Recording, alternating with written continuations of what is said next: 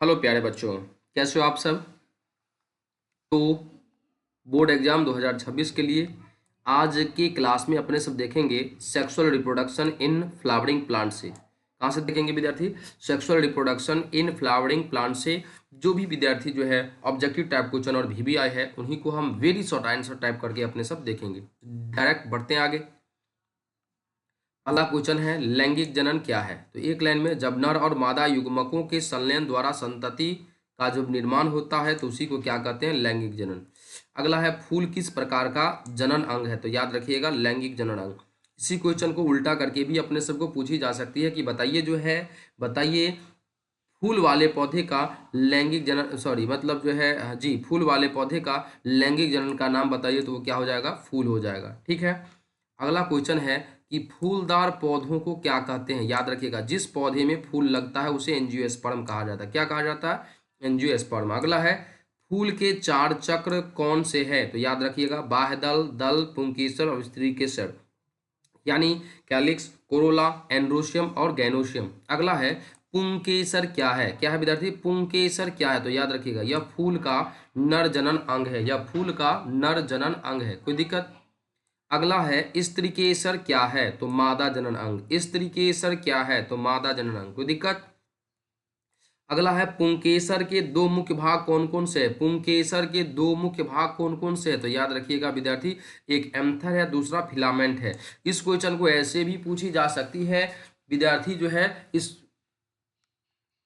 पुंकेसर जो है, तो पुंकेसर के जगह पर कभी कभार जो है आपको स्टेमेन या एंड्रूसियम भी दे देगा। तो याद रखना एक एंथर हो जाएगा, दूसरा फिलामेंट हो जाएगा। ठीक है। कैसे होगा विद्यार्थी? तो आइए थोड़ा सा डायग्राम के जरिए हम देख लेते हैं। तो अपने सब बैच में कुछ इस प्रकार से देखे होइएगा विद्यार्थी, जिसमें इस भाग को एंथर कहते हैं और इस भाग को हम फिलामेंट कहते हैं। तो दिक्कत समझने में नहीं ना? चलो बढ़ते आगे। अगला परागकण कहाँ बनता है। तो परागकोश में। कहाँ बनता है विद्यार्थी? परागकोश में, यानी एंथर के अंदर बनता है। अगला है विद्यार्थी परागकोश में कितनी थैलियां होती है। तो चार थैलियां होती है। कितना? चार थैलियां होती है। इसलिए इसे टेट्रा एस्पोरेंजिएट एंथर भी कहा जाता है। वैसे याद रखना है, हम बता चुके हैं आपको कि ये एंथर जो होता है मोनोथेकस भी होता है विद्यार्थी और डाइथेकस भी होता है। मोनोथेकस में एंथर कुछ ऐसा दिखाई देगा, डाइथेकस में हमें ऐसा दिखाई देगा। तो एक लोब में कि कुछ इस तरीके से दो माइक्रोस्पोरेंजिया रहता है और दो लोब में विद्यार्थी कुछ इस तरीके से चार माइक्रो एस्पोरेंजिया रहता है। इसी को कहा जाता है माइक्रो एस्पोरेंजिया। कोई दिक्कत समझने में विद्यार्थी जो है? तो अपने सबका जो क्वेश्चन है विद्यार्थी कि परागकोश में, तो जो चैप्टर पढ़ रहे हैं उसके अकॉर्डिंग अपने सबका राइट आंसर क्या हो जाएगा विद्यार्थी जो है? चार। ठीक है। अगला है कि प्रत्येक पराग थैली में क्या बनता है? लघु बीजाणु। क्या बनता है? लघु बीजाणु। अगला है विद्यार्थी कि लघु बीजाणु किससे विकसित होता है। तो याद रखिएगा लघु बीजाणु मातृ कोशिका से। याद करो माइक्रोस्पोरोजेनेसिस टॉपिक, लघु बीजाणु जनन। तो बता दिए थे माइक्रोस्पोर मदर सेल से क्या होता है? माइक्रोस्पोर का निर्माण होता है। Okay okay. अगला क्वेश्चन है लघु बीजाणु विभाजन द्वारा कितनी कोशिका बनता है। तो याद रखिएगा लघु बीजाणु विभाजन के द्वारा चार विद्यार्थी जो है कोशिकाएं बनता है। लघु बीजाणु विभाजन द्वारा, लघु बीजाणु का जो विभाजन जो होता है तो उसमें अर्धसूत्री विभाजन होता है विद्यार्थी, जो कि 1 से 4 सेल बनाएगा। परागकण की भित्ति कितनी होती है? बता चुके हैं, दो। कितनी होती है? दो होती है। ठीक है। अगला है एक्जाइन किससे बनी होती है। तो एक्जाइन एस्पोरोपोलेनिन से बनी होती है। एक्जाइन एस्पोरोपोलेनिन से बनी होती है। साथ ही साथ विद्यार्थी आप लोग याद रखिएगा मेगा टेस्ट जो आपको, मेगा टेस्ट सीरीज जो आपको हम अभी ले रहे हैं विद्यार्थी, तो लगभग 40% क्वेश्चन आपको यहाँ से रहता है। ठीक है जी। तो उस मेगा टेस्ट तैयारी करने के लिए भी आप इसको अपना अच्छे से देख लीजिए। ठीक है। वैसे मेगा क्वेश्चन के सारे क्वेश्चन को हम डील करिए देते हैं। अगला है एस्पोरोपोलेनिन क्या है। एस्पोरोपोलेनिन क्या है? तो परागकण की रक्षा करना। ठीक है। अब सबसे पहली बात ये एस्पोरोपोलेनिन की बात करेंगे तो एक्जाइन किसकी बनी होती है? एस्पोरोपोलेनिन से। और ये एस्पोरोपोलेनिन का फंक्शन दे दिया। एस्पोरोपोलेनिन का काम बताइए। तो इसका काम है परागकण की रक्षा करना। अगला है इंटाइन किससे बनी होती है? तो सेल्यूलोज और पैक्टिन से। इंटाइन किससे बनी होती है? सेल्यूलोज और पैक्टिन से। अगला है परागकण में कितनी कोशिकाएं होती है? परागकण में कितनी कोशिकाएं होती है? तो 2 कोशिकाएं होती है। कितनी कोशिका होती है विद्यार्थी? 2 कोशिका होती है। याद करो विद्यार्थी, वो 2 कोशिका अपने सब कुछ इस तरीके से देखे होंगे। एक छोटा कोशिका जिसे जेनरेटिव सेल कहते हैं, और एक बड़ा कोशिका विद्यार्थी जिसे वेजिटेटिव सेल कहते हैं। तो देखो विद्यार्थी, ये बड़ा कोशिका है तो इसे हम लोग कायिक कोशिका कहेंगे। ये छोटा कोशिका है, इसे जनन कोशिका यानी जनरेटिव सेल कहेंगे। कोई दिक्कत समझने में नहीं ना? चलो बढ़ते आगे। अगला क्वेश्चन है कि कभी कभी परागकण में कितनी कोशिकाएं होती है? कभी कभी परागकण में 3 होता है। 3 किस कंडीशन में रहेगा? तो जब जनरेटिव सेल भी विभाजित होकर के 2 गैमेट्स का निर्माण कर लेता है। तो 3 कोशिकीय स्टेज भी हम आप लोगों को बताए थे, ठीक है। अगला है कि पराग नली कौन बनाता है? तो याद रखना, पराग नली कायिक या नली कोशिका। कायिक कोशिका बनाता है। कौन बनाता है? कायिक कोशिका। अगला है कि युग्मक कोशिकाएं कौन बनाती है? तो युग्मक कोशिका गैमेट सेल, ठीक है विद्यार्थी। जनन कोशिका जनरेटिव सेल बनाएगा। कौन बनाएगा? Generative cell. अगला है गायनोसियम का अन्य नाम बताइए। तो इसका दूसरा नाम कार्पेल होता है, पिस्टिल होता है, ठीक है। एक कार्पेल के भाग होते हैं विद्यार्थी। क्या पूछ रहा है? एक कार्पेल के भाग होते हैं। तो याद कीजिए विद्यार्थी, एक कार्पेल अपने सबको कुछ इस तरीके से दिखाई देगा। बहुत सारे बच्चे बैच में अच्छे से पढ़े होइएगा तो उन्हें आइडिया होगा विद्यार्थी जो है, ठीक है। ध्यान दो विद्यार्थी, ये कार्पेल अपने सबको कुछ इस तरीके से दिखाई देगा। तो ये नीचे का फूला हुआ भाग ओवरी कहलाएगा, ये बीच का पार्ट एस्टाइल कहलाएगा, ये सबसे ऊपर का पार्ट विद्यार्थी एस्टिग्मा कहलाएगा। क्या कहलाएगा? एस्टिग्मा। तो याद रखिएगा, एक कार्पेल का भाग पूछेगा तो यह ओवरी, एस्टाइल और एस्टिग्मा से मिलकर के बना होता है। कोई दिक्कत नहीं ना? चलो बढ़ते आगे। अंडाशय के भीतर क्या होता है? तो हमेशा याद रखना, अंडाशय के भीतर बीजांड होगा, और बीजांड से क्या बनेगा? बीज बनेगा फर्टिलाइजेशन के बाद। अगला है अंडाणु में क्या होता है? तो अंडाणु पूछ रहा है, तो अंडाणु में क्या होता है? अंडाणु देखो विद्यार्थी जो है, यहाँ पर अंडाणु को बीजांड लिखेंगे अपने सब। जो अंडाणु लिखा है ना, वो क्या लिखना है अंडाणु की जगह पर? बीजांड, ठीक है। चलो यहाँ पर थोड़ा सा हम सुधार दे, थोड़ा सा कंफ्यूज हो जाइएगा आप जो है, ठीक है।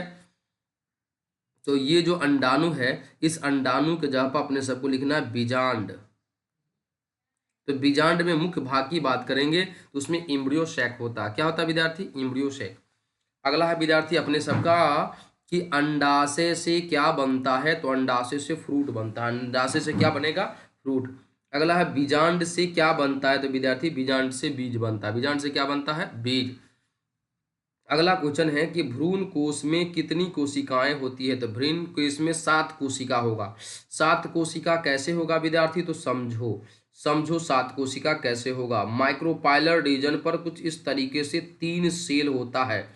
तो 3 कोशिका। माइक्रोपाइल के जस्ट अपोजिट रीजन पर 3 कोशिका का ग्रुप रहता है, जिसे एंटीपोडल सेल कहते हैं। और बीच में कुछ इस तरीके से विद्यार्थी जो है 2 न्यूक्लियस मौजूद रहता है। तो 3 न्यूक्लियस ऊपर प्लस 2 न्यूक्लियस बीच में प्लस 3 न्यूक्लियस नीचे। तो अगर कोई व्यक्ति पूछ देगा कि नाभिक कितना होता है विद्यार्थी, नाभिक जैसे नाभिक दिया तो नाभिक पूछ देगा तो 8, और कोशिका पूछेगा तो कितना हो जाएगा? 7 होगा। तो देखो नेक्स्ट क्वेश्चन है ही 8 नाभिक। कोई दिक्कत समझने में नहीं ना?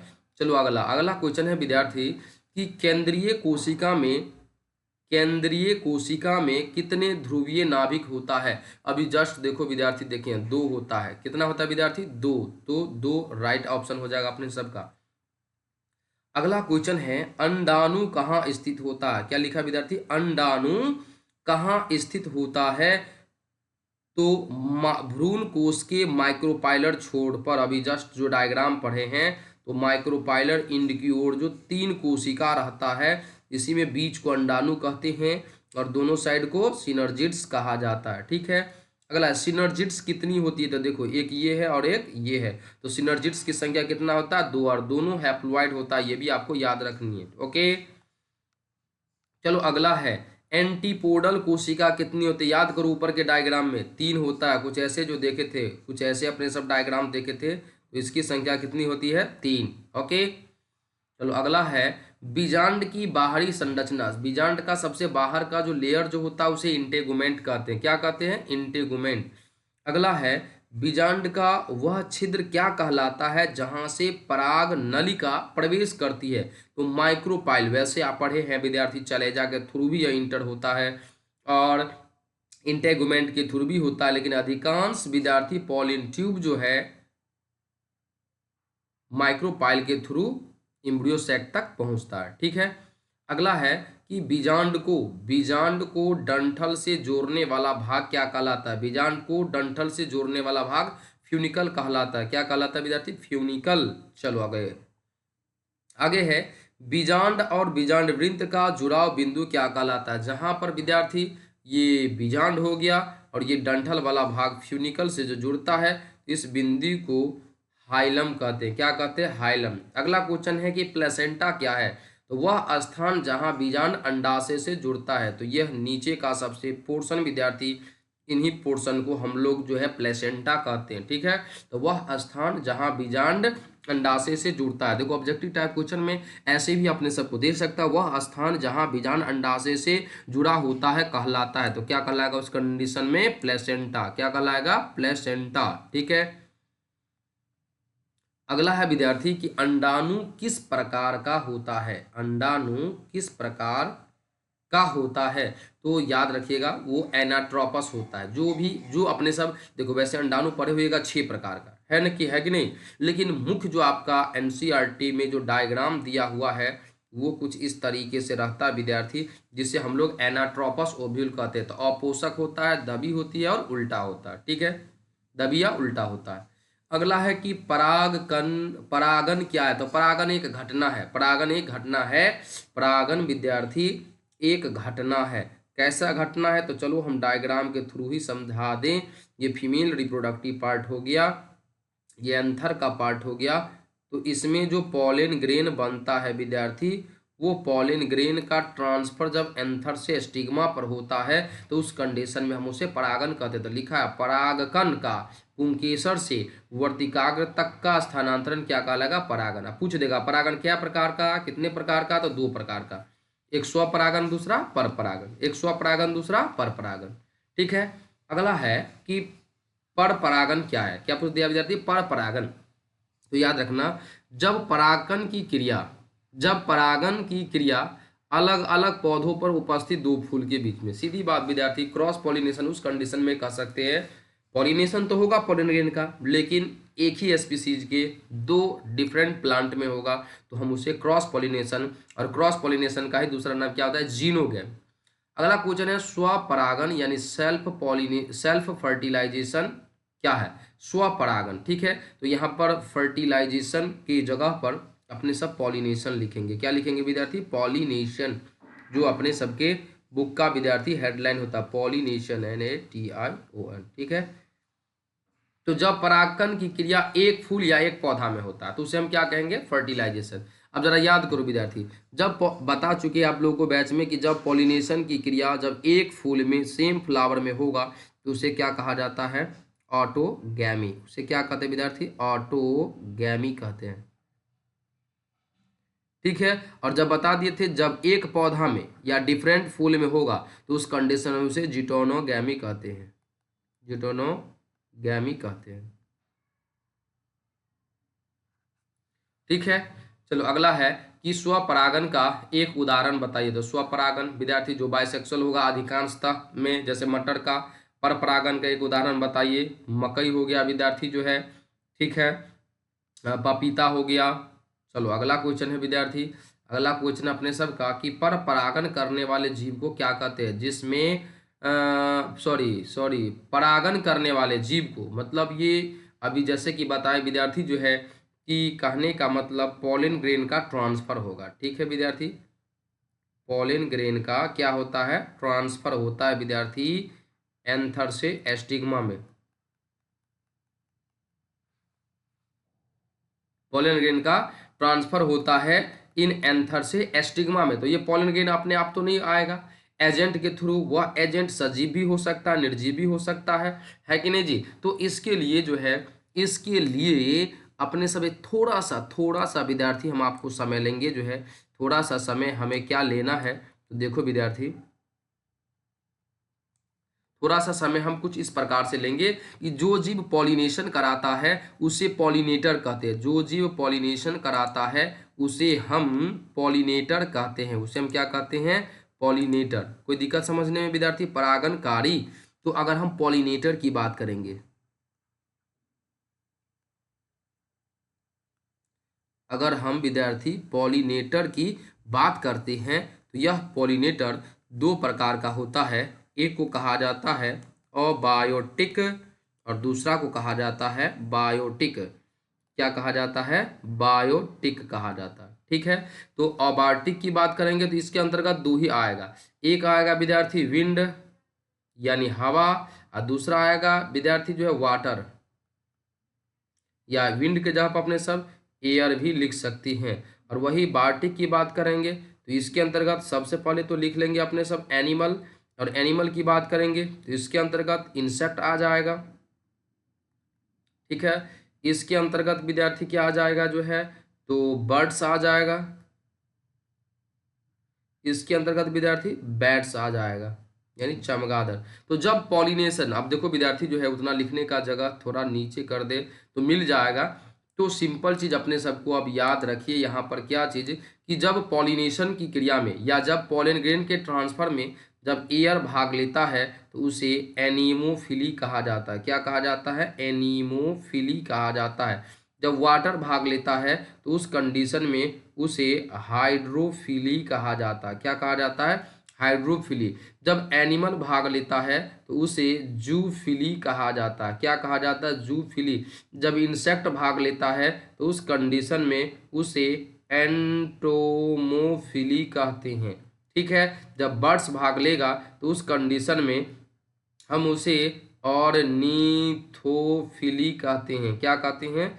ऑर्निथोफिली कहते हैं। ठीक है विद्यार्थी, कोई दिक्कत समझने में?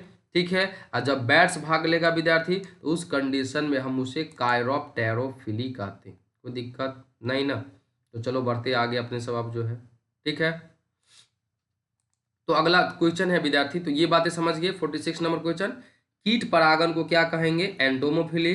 चलो इसी तरीके से दे दिया कि पवन परागन को जब पॉलिनेशन का प्रक्रिया हवा के द्वारा होगा एनीमोफिली कहेंगे। ये जो अभी विद्यार्थी डेटा बताए हैं इससे आने वाला कुछ क्वेश्चन का आंसर फटाक से समझ जाइएगा। जब पॉलिनेशन का प्रक्रिया पक्षी बर्ड्स के द्वारा होगा तो ऑर्निथोफिली, जल के द्वारा होगा तो क्या कहेंगे हम? हाइड्रोफिली कहेंगे विद्यार्थी जो है। स्वपरागन में कौन सी विशेषता, स्वपरागन में कौन सी विशेषता होती है? तो फूलों का निकट होना या बंद होना, है कि नहीं? जब दो फूल एक जगह पर हो विद्यार्थी जो है, या बाइसेक्सुअल हो या क्लिस्टोगैमी बंद फ्लावर हो, ठीक है जी, तो उस कंडीशन में स्वपरागन ही होगा। क्लिस्टोगैमी फूल क्या है? तो याद रखिएगा वे फूल जो कभी नहीं ओपन होता है, नेवर ओपन, जो फूल कभी नहीं खुलते हैं और स्वपरागन करते हैं क्लिस्टोगैमी कहलाएगा। क्लिस्टो, हाँ यादें रख लो, VVI क्वेश्चन, क्लिस्टोगैमी फूल का उदाहरण बताइए तो क्या हो जाएगा? कमेलिना, ऑक्जेलिस, ठीक है, एटसेट्रा। अगला है कि परागन के बाद क्या होता है? तो परागन के बाद आप देखे होइएगा पॉलिन पिस्टिल इंट्रैक्शन होता है और लास्ट में विद्यार्थी डबल फर्टिलाइजेशन होता है। ठीक है, अगला क्वेश्चन है कि निषेचन क्या है? तो नर और मादा युग्मकों का संलयन जो होता है उसी को निषेचन कहते हैं। नर और मादा युग्मकों का संलयन क्या कहलाएगा? निषेचन।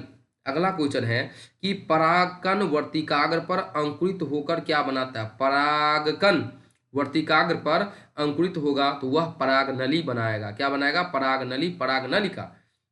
अगला, परागनलिका का प्रवेश मार्ग क्या होता है? तो माइक्रोपाइल। वैसे आपको पता होगा विद्यार्थी, परागनलिका का अगर प्रवेश मार्ग की बात करेंगे तो वह जो ओव्यूल के अंदर प्रवेश करेगा वह चलेजा से भी कर सकता है, इंटेगुमेंट से भी करता है, माइक्रोपाइल से, बट अधिकांश में माइक्रोपाइल से करता है। तो लास्ट आंसर अपने सबका माइक्रोपाइल होगा। ठीक है, अगला है आवृतबीजी पौधों में निषेचन कितने प्रकार का होता है? तो आवृतबीजी पौधों में निषेचन एक ही प्रकार का होता है और वह है द्विनिषेचन डबल फर्टिलाइजेशन। ठीक है, पूछ देगा द्विनिषेचन का खोज किसके द्वारा किया गया, तो याद रखिएगा वैसे तो नवासिन अपने सब देख रहे हैं, एक और वैज्ञानिक का नाम याद रखिएगा एन ग्विनार्ड, और विद्यार्थी एस नवासिन, जो कि 1898 में किया हुआ था। ठीक है, अगला है पहला निषेचन किसके बीच होता है, तो आपको पता है पहला निषेचन विद्यार्थी एक नर युग्मक का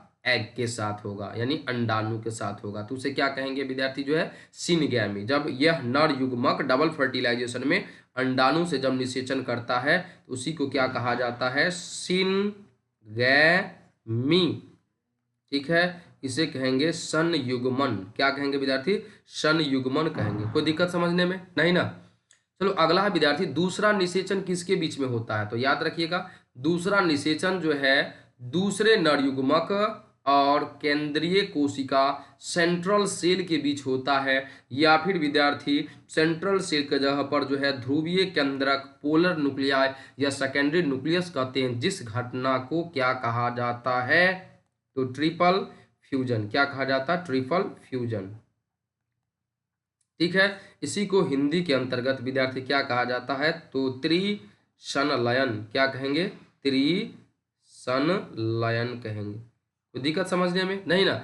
अब विद्यार्थी सवाल उठता है आपका कि सर त्रिसंलयन क्यों कहेंगे, तो सीधी बात, इसमें 3 न्यूक्लियस का संयोजन होता है, क्योंकि देखो ना नर युग्मक इसमें n होता है और केंद्रीय कोशिका में 2n होता है, तो जब ये दोनों आपस में फ्यूज करेगा तो 3n प्राइमरी एंडोस्पर्म न्यूक्लियस या फिर प्राइमरी एंडोस्पर्म सेल का यह निर्माण करता है। ठीक है, अगला विद्यार्थी दूसरे निषेचन से क्या बनता है, तो हमेशा याद रखिएगा डबल फर्टिलाइजेशन होता ही है एंडोस्पर्म के लिए। क्या होता है, या दूसरे निषेचन, जैसे पहला निषेचन हो गया, पहला निषेचन से जैसे नीचे लिखा, पहले निषेचन से क्या बनता है, तो एग सेल जब फर्स्ट मेल गैमेट के साथ फर्टिलाइज किया था तो जायगोट बना था, है कि नहीं जी। और दूसरा निषेचन जो होता है तो उसमें अभी जस्ट बताए हैं कि त्रिगुणित प्राथमिक भ्रूणपोष बनता है, यानी विद्यार्थी एंडोस्पर्म बनता है, जिसमें क्रोमोसोम का संख्या 3n होता है, जायगोट में 2n होगा।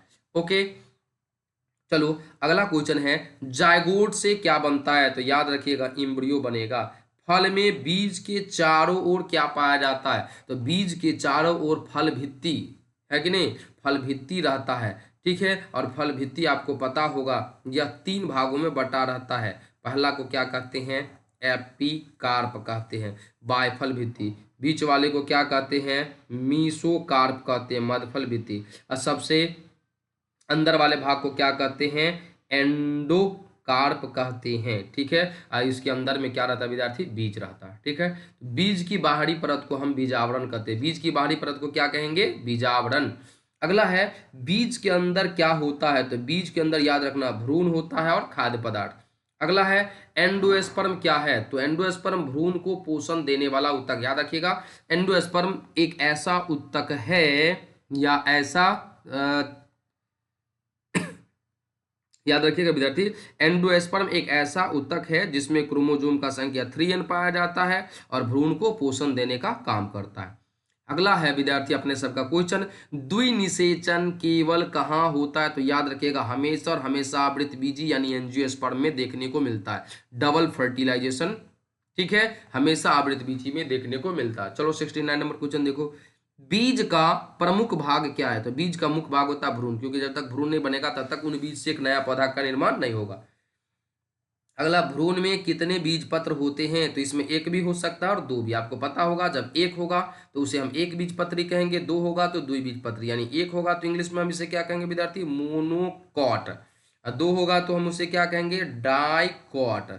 आप इसी को मोनोकॉटिलिडनस सीड और डाइकॉटिलिडनस सीड भी पढ़े होइएगा। ठीक है, अगला है एक बीज पत्री पौधा का उदाहरण बताइए। अब जिसका बीज आप 2 भाग में नहीं बांट सकते, सीधी समझो ना, जैसे गेहूं हो गया, मक्का हो गया, नारियल हो गया, है कि नहीं जी, खजूर हो गया, एटसेट्रा। अगला है द्विबीज पत्री पौधों का उदाहरण। सीधी बात विद्यार्थी, जिसके बीज को हम 2 भाग में बांट सकते, जितना दलहन कुल का पौधा है सारा का सारा आ जाएगा लगभग। ठीक है, सेम भी आ जाएगा।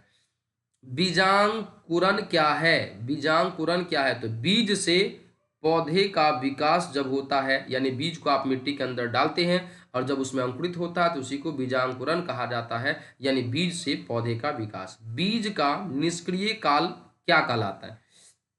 बीज का निष्क्रिय काल का मतलब हुआ विद्यार्थी, जिस समय तक बीज अंकुरित नहीं होता है वो सारा समय बीज का डोरमेंसी यानी सुप्तावस्था कहलाता है। ठीक है, अगला है कि बीज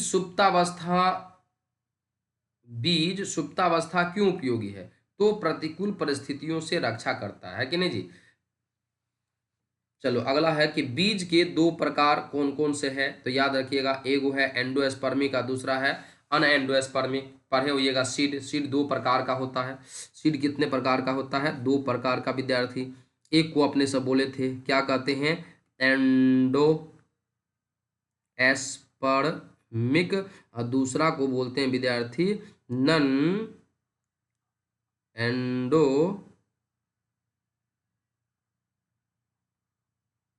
एस्पर्मिक। ठीक है जी। एंडोस्पर्मिक का मतलब क्या हो जाएगा? वे बीज जिसमें एंडोस्पर्म प्रेजेंट रहेगा। एंडोस्पर्मिक वे बीज जिसमें एंडोस्पर्म नहीं रहेगा, उसे क्या कहेंगे हम जो है विद्यार्थी, जो है नॉन एंडोस्पर्मिक। याद रखना, नॉन एंडोस्पर्मिक का अधिकांशतः एग्जाम्पल विद्यार्थी, या इसका एग्जाम्पल डाइकोटिडिडनस सीड हो जाता है या डाइकोट हो जाता है, और एंडोस्पर्मिक सीड का विद्यार्थी मोनोकोट हो जाता है। ठीक है, मोनोकोट हो जाएगा। ठीक है, साथ ही साथ आप ये भी याद रखिए, एंडोस्पर्मिक का ही दूसरा नाम है एल्बुमिनस सीड, और नॉन एंडोस्पर्मिक का नाम है एक्स एल्बुमिनस सीड। ओके, चलो अगला क्वेश्चन है, फल का क्या कार्य है? तो इसका काम है बीज को सुरक्षा प्रदान करना, और है प्रसार मतलब इसे बीज को फैलने में यह मदद करता है। अगला है विद्यार्थी एपोमिक्सिस क्या है? तो बिना निषेचन से जो बीज बनेगा उसी को एपोमिक्सिस कहते हैं। एपोमिक्सिस का उदाहरण बताइए। घास हो गया, साइट्रस हो गया, एस्ट्रेसी हो गया, एटसेट्रा। पार्थेनोकार्पी क्या है? पार्थेनोकार्पी लिखा रहे या पार्थेनोकार्पिक फ्रूट लिखा रहे, तो बिना निषेचन से जो फल बनेगा उसी को पार्थेनोकार्पिक कहते हैं। ठीक है, अब जैसे एग्जाम्पल भी दे दिया विद्यार्थी, पार्थेनोकार्पी का उदाहरण बताइए। केला हो जाता है, अंगूर हो जाता है, एटसेट्रा। निषेचित बीज में भ्रूण कहाँ रहता है? याद रखिएगा, निषेचित बीज में भ्रूण एंडोस्पर्म के पास रहता है। कहाँ रहता है विद्यार्थी? एंडोस्पर्म के पास रहता है। अगला है, फूल का कौन सा भाग फल में बदलता है? तो अंडा से बदलेगा। कौन बदलेगा विद्यार्थी? अंडा से, जो गैनोसियम का या कार्पेल का पार्ट है।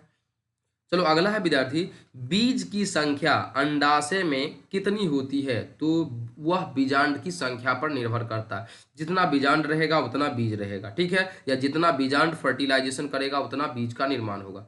मधुमक्खी किस प्रकार का परागण करती है? तो एंटोमोफिली। मधुमक्खी एक इंसेक्ट हो जाता है, कीट होता है, जब उसके द्वारा पॉलिनेशन होगा तो उसे हम एंटोमोफिली कहेंगे। अगला है कि परागण के बाद अंडाशय की वृद्धि किससे होती है? परागण के बाद अंडाशय की भित्ति विद्यार्थी कोशिका विभाजन और वृद्धि से होती है। किसके द्वारा होता है? कोशिका विभाजन और वृद्धि से। अगला है, निषेचन के बाद अंडाणु क्या कहलाता है? ठीक है जी, निषेचन के बाद अंडाणु वह भ्रूण में बदल जाता है। ठीक है, या अंडाणु का क्या होता है? तो अंडाणु एग सेल जो रहता है वो जायगोट बनेगा, और जायगोट से क्या बन जाएगा विद्यार्थी, जो है भ्रूण बन जाएगा। अगला लिखा है, एंडोस्पर्म का गुणसूत्रीय स्तर कितना होता है? 3n। यहाँ पर थोड़ा सा समय लेंगे विद्यार्थी। अब देखो, डायरेक्ट अगर एंडोस्पर्म अपने सबको पूछ दिया, डायरेक्ट अगर एंडोस्पर्म पूछ दिया तो कहने का मतलब जो है राइट आंसर अपने सबका 3n ही होगा। अब ये देखो, पौधा जो होता है जिसमें एंडोस्पर्म प्रेजेंट रहता है वो एक एंजियोस्पर्मिक प्लांट भी होता है।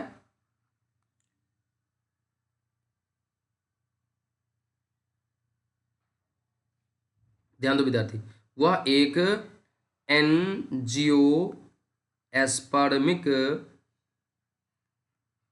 भी प्लांट होता है, और दूसरा जिम्नोस्पर्मिक भी होता है। तो अगर एंजियोस्पर्मिक प्लांट में पूछेगा तब तो 3n, जिम्नोस्पर्मिक में पूछेगा तो n बताइएगा। ठीक है, चलो अगला है, भ्रूण का गुणसूत्रीय स्तर हमेशा याद रखिएगा विद्यार्थी 2n होता है। कितना होता है? 2n होता है। ठीक है, अगला है कि परागकण का गुणसूत्रीय स्तर होता है, हमेशा याद रखना n। अंडाणु का गुणसूत्रीय स्तर होता है n, अंडाणु यानी एग हैप्लॉइड होता है। अगला है, निषेचन के बाद परागकण क्या परागकण का क्या होता है, नष्ट हो जाता। निषेचन के बाद परागकण नष्ट हो जाता। ठीक है, अगला क्वेश्चन है विद्यार्थी, फल किसके परिपक्व होने से बनता है, तो अंडाशय के। ठीक है, बीज किसके परिपक्व होने से बनता है, तो बीजांड के। बीजांकुरण के लिए आवश्यक है, तो याद, बीज जो अंकुरित होगा इसके लिए जल, वायु और ताप तीनों को होना जरूरी है। ठीक है, अगला है, बीज सुप्तावस्था समाप्त करने की प्रक्रिया को क्या कहते हैं, तो सैक्रिफिकेशन। क्या कहते हैं, सैक्रिफिकेशन। बीजों के फैलाव को क्या कहते हैं, डिस्पर्सल। बीज जो फैलता है, बहुत सारा फ्रूट जो होता है जब वो फटता है तो उससे बीज क्या होता है, बिखरता है, जिसे डिस्पर्सल कहते हैं। बीजों को फैलना को क्या कहेंगे, डिस्पर्सल। चलो कुछ क्वेश्चन और रह गया विद्यार्थी, बीजों का प्रसारण किन माध्यम से होता है, तो यह वायु के द्वारा हो सकता है, जल के द्वारा हो सकता है और पशु के द्वारा भी हो सकता है। ठीक है जी, अगला क्वेश्चन है, किसी पौधे में स्वपरागन को रोकने की विधि क्या है, तो डाइकोगैमी। डाइकोगैमी का मतलब क्या विद्यार्थी जो है, तो डाइकोगैमी का मतलब है कि जब उसमें एंथर और स्टिग्मा अलग अलग टाइम पर मैच्योर होगा। ठीक है, और पर परागन अनुकूलन होना चाहिए, तो उस कंडीशन में स्वपरागन रुक जाएगा। चलो अगला है प्रोटोएंड्री। प्रोटोएंड्री का मतलब होता है जब पुंकेसर स्त्रीकेसर से पहले परिपक्व होगा। इसी तरीके से प्रोटोगाइनी, तो गाइनी मतलब गैनोशियम, तो जब स्त्रीकेसर यानी गैनोशियम पुंकेसर से एंड्रोशियम से पहले परिपक्व होगा तो उसे हम क्या कहेंगे विद्यार्थी, तो उसे क्या कहेंगे, प्रोटोगाइनी। ठीक है, तो इस तरीके से अपने सब आज की इस वीडियो में इतना ही रखेंगे। ठीक है, धन्यवाद। नेक्स्ट वीडियो का इंतजार कीजिए।